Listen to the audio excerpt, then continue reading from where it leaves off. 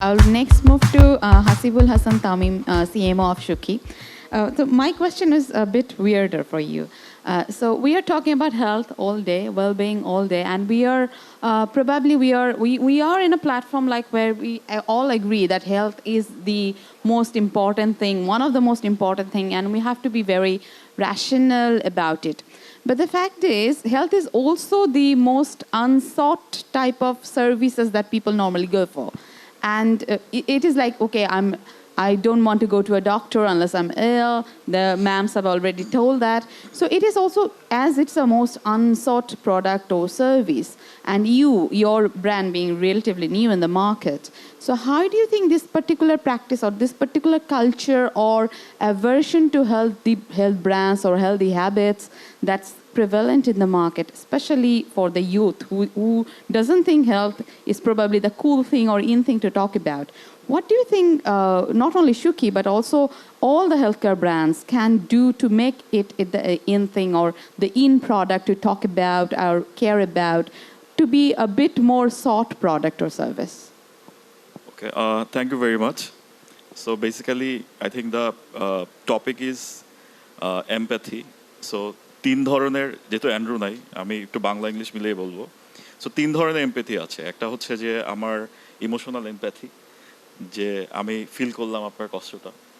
আরেকটা হচ্ছে cognitive empathy, যে আমি ফিল করলাম এবং বোঝার চেষ্টা করলাম আপনার সমস্যাটা কোথায়। আরেকটা হচ্ছে কম্প্যাশনেট এমপ্যাথি, যে আমি বুঝলাম এবং আপনার কাছে গিয়ে আপনাকে হেল্প করার চেষ্টা করলাম।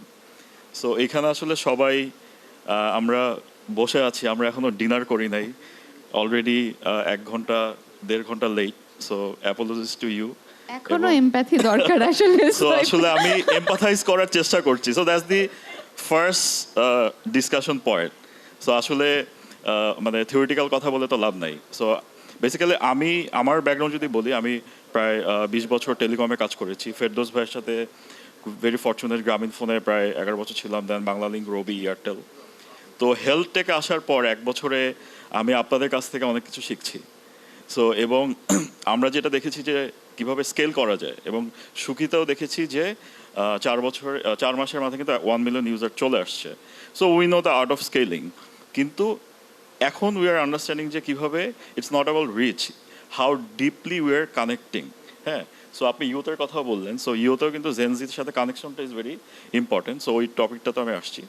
সো সেইখান থেকে আমি যদি বলতে চাই যে এই জিনিসগুলো আমাদের শিখতে হবে, যে কীভাবে মানুষকে কানেকশনটা করা যায় এবং তাকে থ্রু দি প্রপার সার্ভিসেস এবং কাস্টমার জার্নিতে তাকে সাপোর্টগুলো দেওয়া যায়। সো ভাইয়া যেটা বললেন যে ডেটা নিয়ে যেভাবে কাজ করছেন, হ্যাঁ, সো আমরা যদি বলি, ধরেন যেটা হচ্ছে আমাদের সিইও বলে গেলেন যে নন কমিউনিকেবল ডিজিজ, যেটা 67% ডেথ হচ্ছে, আপনার ধরেন ডায়াবেটিক্স অথবা ক্যান্সার, এগুলো প্রলংড একটা ট্রিটমেন্টের দরকার হয়।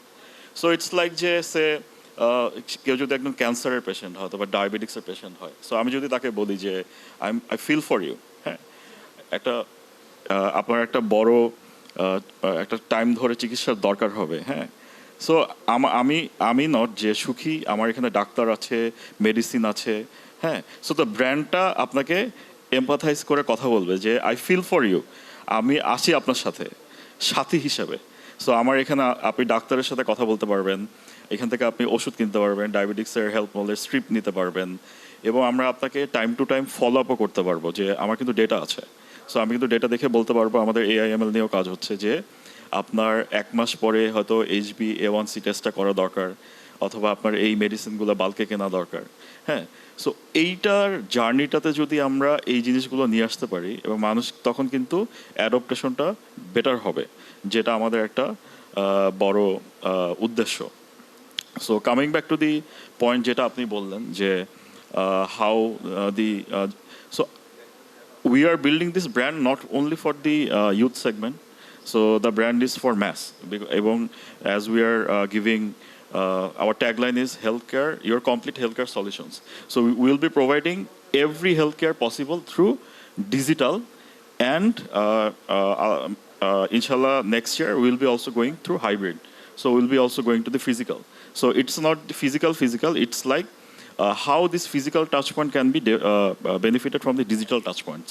সো ফর অ্যান এক্সাম্পল আমরা যদি হসপিটালে যাই তো দেখা যায় যে একটা হসপিটালে মানুষজন চিন্তা করে কি হসপিটালে যাব একটা ডাক্তার পাবো আমি ডাক্তারটা দেখায় ফেলবো সো গিয়ে দেখা যায় 200 জন রুগী বসে আছে সো আমরা যদি ওই স্কেজুলিং ম্যানেজমেন্টটা যদি ডিজিটালি করতে পারি যে না এই ভাগগুলো আপনি দেখে নেন আপনার স্কেজুলটা আপনি করে বুকিং করে দেন যান দেন আপনার টোটাল কিন্তু একটা এফিসিয়েন্ট হলো উই ক্যান সেভ লাইক 2 ঘন্টা অথবা 3 ঘন্টা টাইম আর মানুষ ডাক্তারের কাছে দেখাতে যায় কিন্তু আসলে একটা রোগ নিয়ে কারণ সে হয়তো অসুস্থ ফিল করছে সো তার জন্য 2 ঘন্টাটা বসে থাকাটাও কিন্তু একটা খুব কষ্টদায়ক ব্যাপার বা একটা ল্যাব টেস্ট বাসায় কিন্তু আমাদের হোম ল্যাব টেস্ট হয় ফ্ল্যাবোটমিস্ট কিন্তু বাসায় গিয়েও জিনিসগুলো করছে so brand point of view থেকেও আমরা যেটা হচ্ছে যে আমরা মাল্টিপল সেগমেন্টের যে কানেকশন পয়েন্টগুলো সে কারণে কিন্তু we devised 7 TVCs for different segments so ওইভাবে what we are trying to solve the real customer problem and connect through the emotional empathy. So that's our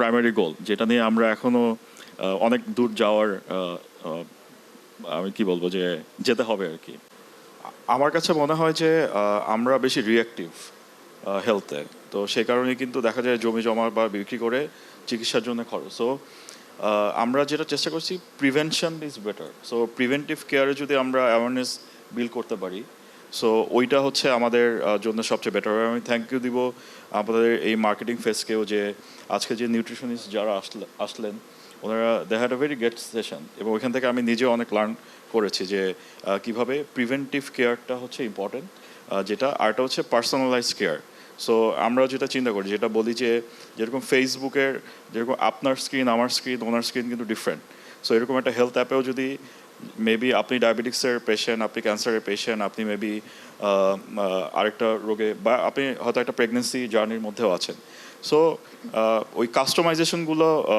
very important যেটা মেবি মানে মার্কেটিংয়ের ভাষায় আবার বলে কাস্টমারাইজেশন যেটা আসলে আপনার স্যুটটা আপনার মতো টেলার মেড যদি বানানো যায় দ্যাট ইজ বেটার ওটার সাথে যদি অ্যাসোসিয়েটেড সার্ভিসগুলো একটা প্রপার ইউজার জার্নির মধ্যে দিয়ে যদি আমরা প্রোভাইড করতে পারি ইটস নট যে আমি বলে গেলাম যদি জার্নিটা ব্রোকেন হয় তাহলে কিন্তু হবে না সো প্রত্যেকটা সার্ভিস যেন টাইমলি হতে হয় একটা ডাক্তারের যদি হেলথ কোচ হিসেবে অ্যাসেন্ড করা হয় তো ওই আপনার এই পেশেন্টের জন্য কিন্তু তাকে টাইমলি সার্ভিস দিতে হবে তার মেডিসিন ডেলিভারিটা হ্যাজ টু বি ইনস্ট্যান্ট তার আমি যদি সে 48 ঘন্টা পরে মেডিসিন ডেলিভার করি সে তো অসুস্থ তাকে তো মেডিসিনটা খেতে হবে so it should be instant delivery so ওইখানে একটা ফুল একটা মার্কেট প্লেসে একটা ডেলিভারি সিস্টেমের নিয়ে কাজ করতে হবে যেগুলো ধরেন ফুড পান্ডা অথবা দারাস করছে সো এইখানে আসলে অনেক কিছু করার স্কোপ আছে সো সেটা নিয়ে আমরা এগিয়ে যাচ্ছি এবং আমি যেটা চিন্তা করব যে এটা আসলে যেটা আরেকটা কোশ্চেনে করছিলেন যে আসলে ব্র্যান্ডের ডিফারেন্সিয়েশনটা কোথায়